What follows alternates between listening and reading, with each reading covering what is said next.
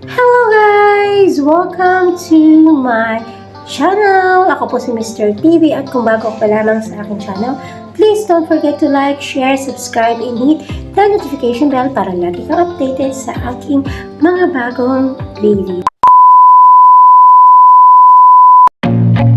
I feel nauseous, believe me.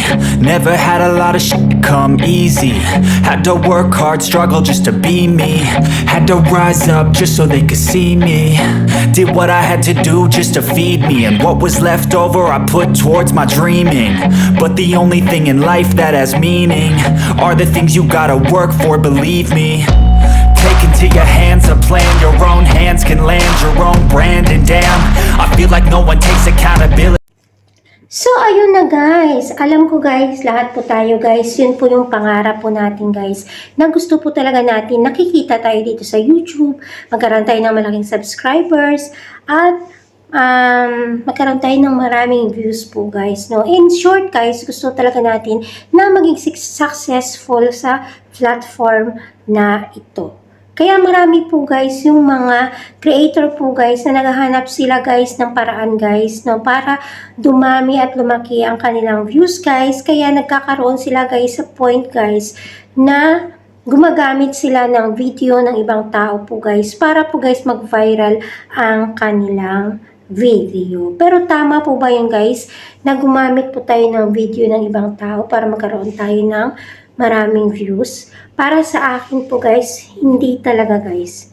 Kasi marami po talaga guys na mga video po guys na sinasabi nila guys na pwedeng gamitin po natin guys, pero hindi po yan guys 100% na pag hindi mo talaga guys original content talaga guys ay pwede mong gamitin. Kasi paggamit mo ng video, minsan hindi pa yan siya guys mag-i-effect talaga guys yung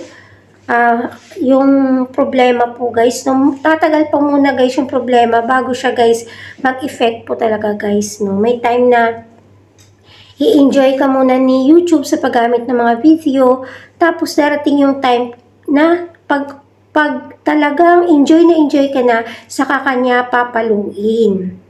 Kaya ako guys, sinishare ko to sa inyo guys. Alam ko guys, lahat tayo guys talaga guys na gusto natin guys na marami guys tumatangkilik guys or nanonood sa atin sa mga video natin. Kahit ako talaga guys no, dumating ako sa point na parang gusto ko nang gumamit guys no ng video ng ibang tao. Kasi meron po guys na nakukuha po guys sa Google or sa Chrome, nakukuha sa mga ibang mga site po guys. Pwede kang kumuha ng mga video po guys na sabi nila safe daw siyang gamitin. Pero nandun guys sa puso ko na gusto ko rin na tagal ko nang nag-YouTube pero hindi ganun ako nakakasungkit ng ganun kalaking views po guys. Pero guys, na-realize ko guys no na hindi natin kailangan guys magmadali dito sa YouTube guys, at gusto natin malaking views agad, kaya gumagamit tayo ng mga video ng ibang tao. Kasi talaga guys, dito sa YouTube talaga guys, ang pinupush talaga guys at mas safe talaga guys na gagawin mo guys as creator po guys is mag-upload ng original content mo guys. Yun po yung pinaka-safe po guys na dapat ginagawa natin dito sa YouTube. Huwag po tayong magpadala sa mga ibang nakikita natin na gumagamit ng mga ibang video po guys, kasi may mga iba po guys na talagang marunong sila guys mag-edit guys, marunong sila guys kung anong gagawin nila guys sa video guys para hindi po siya ma-subject to copyright po guys no. Pero tayo guys no, as small creators, as creator na nagsisimula pa lamang, hindi natin guys kabisado. Ako guys, hindi ko guys ginagawa yung isang bagay na hindi ko guys kabisado. No, guys, sa screencast dati hindi ako nag-screencast kasi hindi ko siya ganun kakabisado guys kung safe pa siya sa channel or hindi po guys. Pero nung ano ko na guys na safe naman siya guys pag original lang ang video na ilalagay mo guys sa screencast mo guys no. Kasi yun talaga guys yung pinupush talaga guys ni YouTube guys no. Upload original content guys. Yun talaga guys yung gusto niya guys mangyari sa atin. Kung nasubukan nyo guys na mag-copyright school guys, mayroong mga video doon na ipapanood sa iyo si YouTube guys sa copyright school guys, at doon mo makikita guys na meron siyang mga example doon, meron siyang mga scene doon na ipapakita niya na kung ano ba yung mga content na dapat mong gagawin. Kaya marami doon guys, no, yung pag-video ng hindi mo content, na hindi mo guys nilalagyan siya guys ng kailangan guys na meron ka guys kinukwento guys sa video na kinuha mo guys, no. Hindi mo dapat siya ina-upload ng direct na wala ka man comment or kahit na anong reaction sa magre-reaction video ka. Kaya nga sa mga nagre-reaction video dyan guys, sinasabi ko guys, mas maigi na lang guys nga ganito, magsalita kayo. Huwag na kayong maglagay ng mga video, mga clips na kukuhanin nyo sa ibang may mga may-ari na guys, kasi delikado po talaga guys ang inyong channel.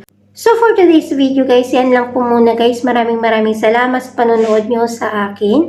And pagpatuloy lang tayo guys, no, gawin na natin guys yung alam natin guys na makakabuti sa channel natin. Be creative guys, mag-isip tayo ng mga bagay na mapapaganda yung channel natin guys, no. Alam niyo ba guys kung bakit kinreate ang YouTube guys? Para magkaroon tayo ng boses, magkaroon tayo guys ang passion natin, may i-share natin guys, no.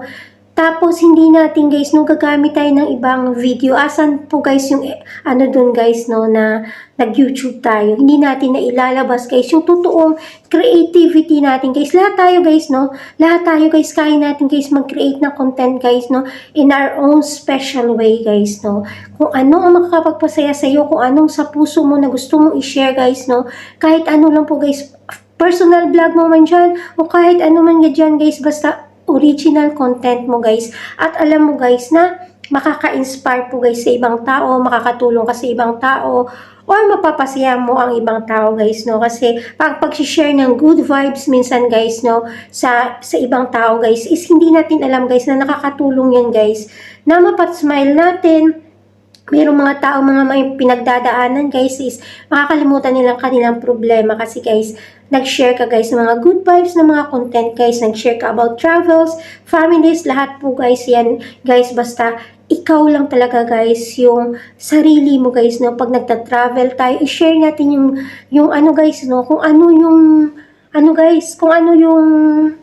nakikita natin, no, na pwedeng makatulong guys sa ibang tao guys, na once na nag-travel din sila sa lugar na yan, i-share natin guys ang bawat details po guys, para guys, no, na maging informative po guys ang ating mga video po guys. Pero original content po siya guys, no. Kaya sa lahat ng mga members ng Team Kapuso, lahat ng small creators out there, original content no po tayo guys, no. Upload and make your content originally talaga guys, yon. Tama ba yung English ko? Ayan guys, no. Original content lang tayo guys, kasi walang mawawala sa atin guys, kasi small YouTubers pa lang po tayo. Pinag-aaralan pa lang po natin yung mga basic na mga dapat nating pag-aaralan, no. Kaya sa mga doktor, sa mga lawyer, teacher, mga lahat ng mga ano guys, no, mga magaganda po guys yung mga work po guys, no. Hindi mo alam guys kung paano sila naghirap muna guys bago nila naabot kung saan sila ngayon. Kaya ganun din tayo, uumpisa tayo sa small creator. Maliit lang tayo, kung ano ang kaya natin, yun ang ipapakita natin sa tao. Kung ano tayo, yun ang ipapakita natin sa tao. Hindi natin kailangan po guys na gumamit ng video ng ibang tao, kasi tayo talaga guys, kaya nating gumawa po guys. Be creative po guys, no. At huwag tayong mahiyang magsalita guys, huwag tayong mahiyang magsalita. Dapat tayo, vlogger tayo, malakas ang loob natin. Dapat marunong tayo mag-explain sa mga bagay na nakikita natin. Magbigay tayo ng information guys na makakatulong sa ibang tao guys, no. Magpakita tayo ng mga lugar guys na hindi pa nila nakita guys, no. I-explain mo kung bakit ganun kaganda yung mga ganyang lugar guys. Ganun dapat guys na mag-vlog. Huwag tayo mahihiya guys. Pag humarap tayo sa camera, dapat guys, dapat boss tayo. Ayun lang guys. Kaya sana guys nakatulong sa inyo guys, no. Gusto ko guys i-push guys yung confident nyo guys sa sarili nyo guys. Kasi hindi po guys na hindi ka artista, hindi ka sikat na vlogger, wala ka na karapatang mag-vlog at ipakita guys yung mga nalalaman mo dito sa YouTube. Lahat po tayo guys may karapatan dito. Kaya dapat tayo pag mag-aral tayo guys, no? Mag-research, mag-aral. Pag-aralan natin guys, no? Pumunta tayo sa mga sikat nating mga kilalang mga vloggers. Gawin natin silang inspiration. Pag-aralan nila paano sila nagsasalita. Hindi mo sila gagayahin guys. Kukuha ka lang ng technique kung paano mo sila guys. Paano niya ginagawa yung mga video niya. Paano siya nagano. Lahat yun guys, mapag-aaralan yan. At darating ang araw guys, pag nagsimula ka sa dahan-dahan guys, magugulat ka guys, no? Na balang araw guys, no? Ilang years pa guys, pag dito ka pa rin sa YouTube guys, hindi pwede na guys na hindi ka nag-grow. Hindi pwede na wala kang nalalaman dito sa YouTube. Meron at meron guys, no? May dumadating na bago, merong mga veterano. Kaya ikaw guys, balang araw veterano ka rin. At lahat ng nalalaman mo guys, isi-share mo rin sa mga susunod. So ayun na guys, ako po si Mr. TV na nagsasabi, love you all guys. God bless us all. Mwah, mwah, mwah, mwah, mwah. Bye guys. Mwah. Thank you so much.